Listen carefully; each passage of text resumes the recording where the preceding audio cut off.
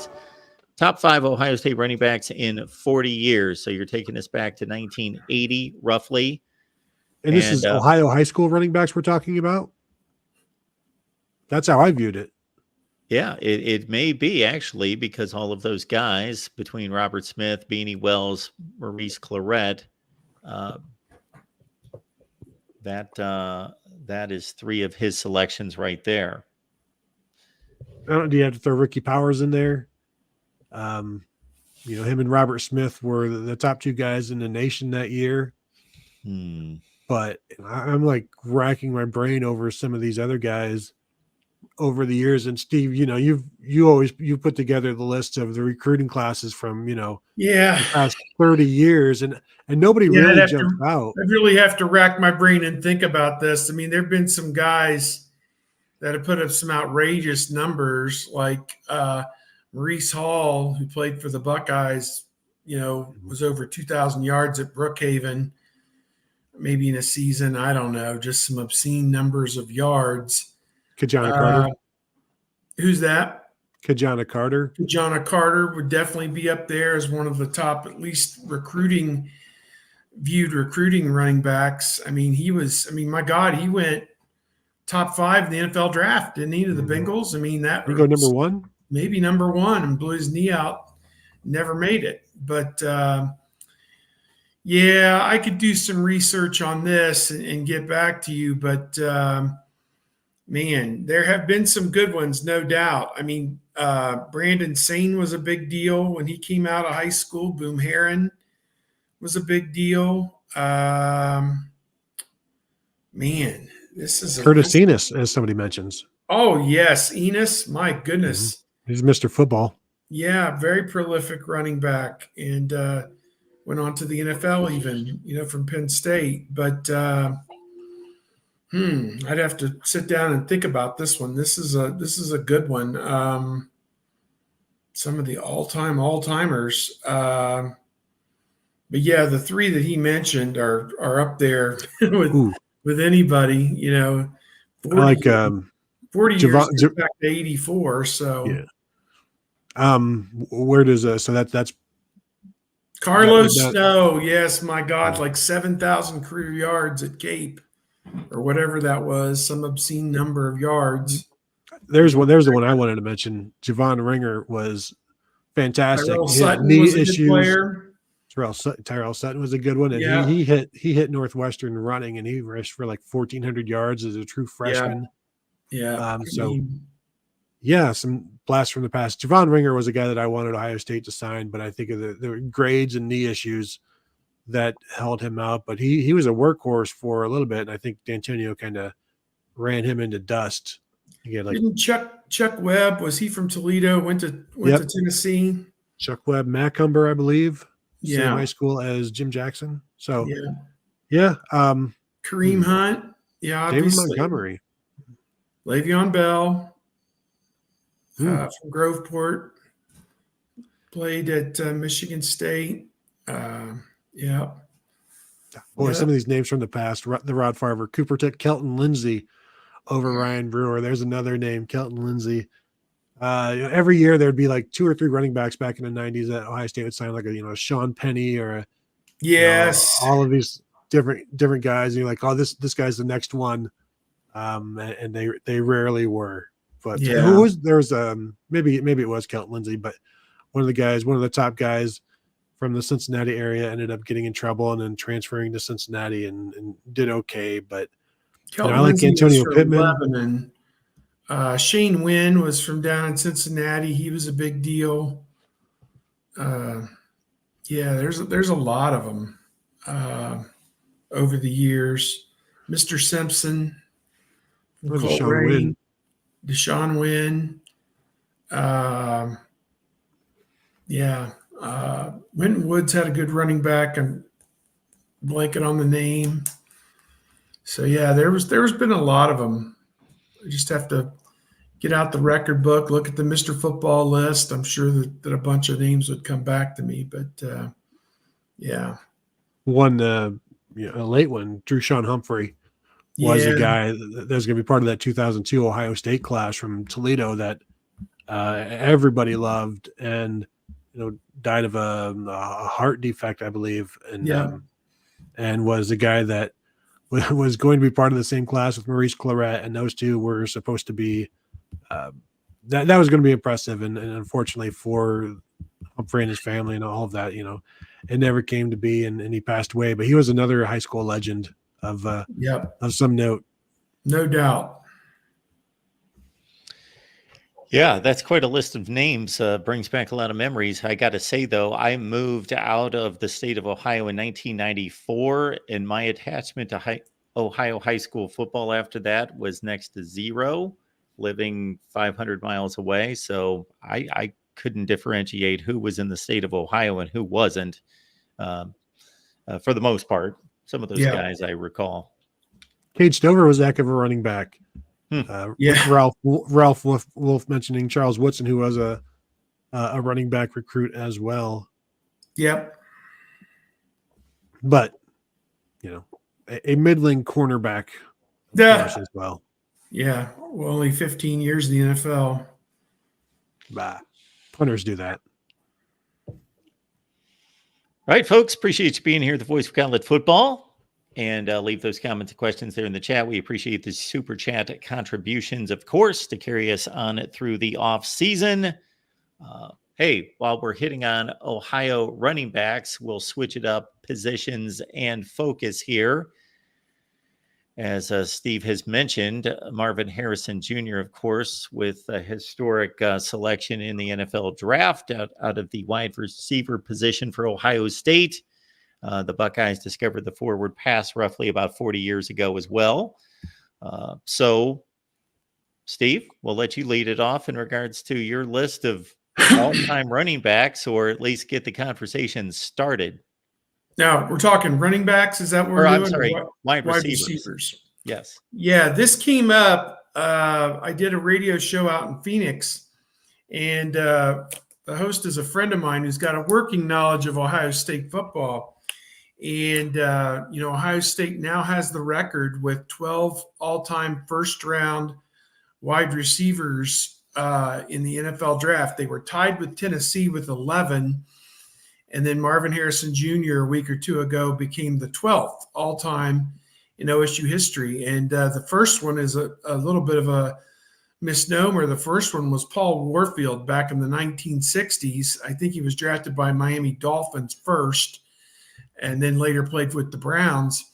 But he was primarily like a running back for Woody Hayes, I believe. Did catch some passes, obviously, and that's what he ultimately did as a pro. But Ohio State would not have another first-round pick at wide receiver until Joey Galloway, I believe, in 95, and then Terry Glenn the following year in 96. So Chris Carter was not a first-round pick in the 80s because he missed the draft and then was declared ineligible by the NCAA for taking extra benefits for 87 season and declared for the supplemental draft. And Philadelphia, I think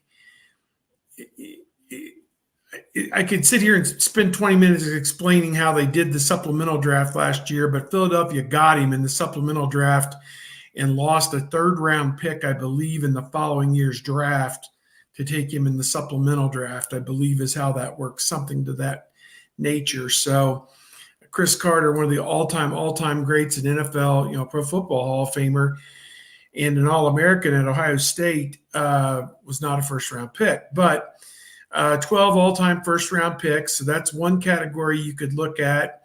I just, in the time we've been on the air here, scratched down all of the first-team all Big Ten wide receivers, beginning with Doug Donnelly in the late 70s, playing with Arch Leister. He was all Big Ten twice. Chris Carter was all Big Ten twice. David Boston was all Big Ten twice. Olave twice, and Marvin Harrison Jr. twice, and that's it. Marvin Harrison Jr. is the only Ohio State wide receiver to be a first-team All-American twice. And the other first-team All-Americans at wide receiver are Chris Carter, Terry Glenn, who won the Biletnikoff Award, Boston, Ted Ginn Jr., primarily as a punt returner. In fact, I think almost entirely as a punt returner. Curtis Samuel was kind of the all-purpose guy, H-back, wide receiver, but he caught like 80 passes that year in 2016. Then Chris Olave and Garrett Wilson each were one-time first-team All-Americans, and Harrison twice, and Harrison also won the Biletnikoff Award. So I think I'm going to write a column about this on Bucknuts at some point and declare a top 10 list just to show how impressive, or it should be a top 20 list is what it ought to be, just to show how impressive. I mean, you got guys like Michael Jenkins who, probably can't even scratch the top 10, and he was outstanding. I mean, he was on a national championship team. Jeff Graham was an all Big Ten player for the Buckeyes. Santonio Holmes did it once. And Anthony Gonzalez. Michael Thomas was never a first-team all Big Ten player, which is interesting. So you can look at production. You can look at catches. You can look at average yards per catch. You can look at touchdowns. You could look at years that they started, years that they were all Big Ten, NFL draft, All-American, awards. I mean, there's 8 or 10 different criteria right there where we can judge all these guys. And, hands, route runner, the guys who excelled at the hard-to-make catch. Chris Carter, you call them acrobats. Chris Carter could catch, if you threw it anywhere in his vicinity, he caught it. I think Santonio Holmes, that catch he had in the Super Bowl, kind of illustrates, the one that won the Super Bowl for Pittsburgh, illustrates the same type of ability. He caught 2 passes in the Kansas State Fiesta Bowl when he was a sophomore, where he's going out of bounds and basically runs into the wall.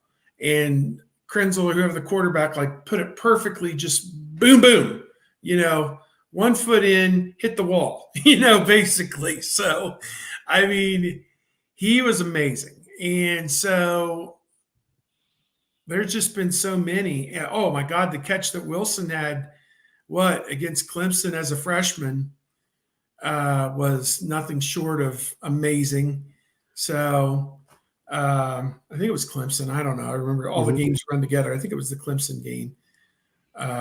So, yeah, you just have so many that you look at there. And I don't know. Olave is way up there on all the career lists. He started for 3.5 seasons, at Ohio State. That's pretty good. Rarely do guys do that because they leave to go to the NFL, but he stuck around for one last year. But I don't know, just that's some parameter and some thought. I'm sure everybody out there has their top 3 list, but I have a hard time not putting Harrison, certainly in the top 2 or top 3, but man, you're going to make some people angry if you leave anybody off that list. Well, a couple of weeks ago on the Buckeye Weekly podcast, we drafted, Tom and I, against each other. Basically, you drafted four receivers, 4 Ohio State receivers from the past to face 5 defensive backs, Ohio State defensive backs from the past, 2 corners, a nickel, 2 safeties. And so we each drafted 4 receivers. And I can give you the order that these receivers went. And the names that are left off the list are pretty ridiculous. But so Marv went, he was the first receiver taken. He went number 2 overall. I went with Terry Glenn as my first receiver at number 5. And then Chris Carter went. And then Garrett Wilson went with the 4th receiver. Jackson Smith and Jigba as the 5th.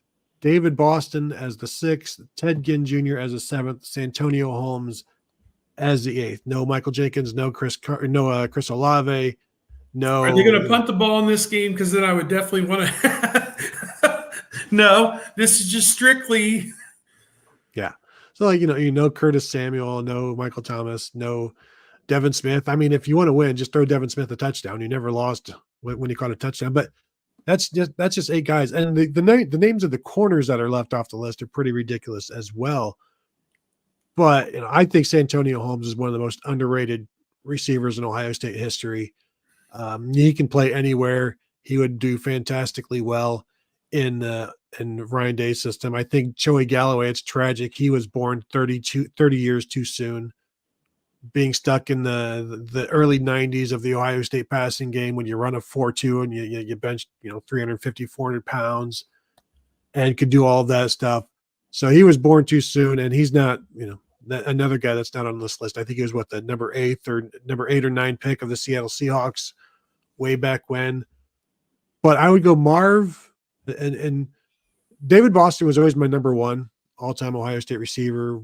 After his junior year, it used to be Chris Carter, the best hands I ever saw at Ohio State.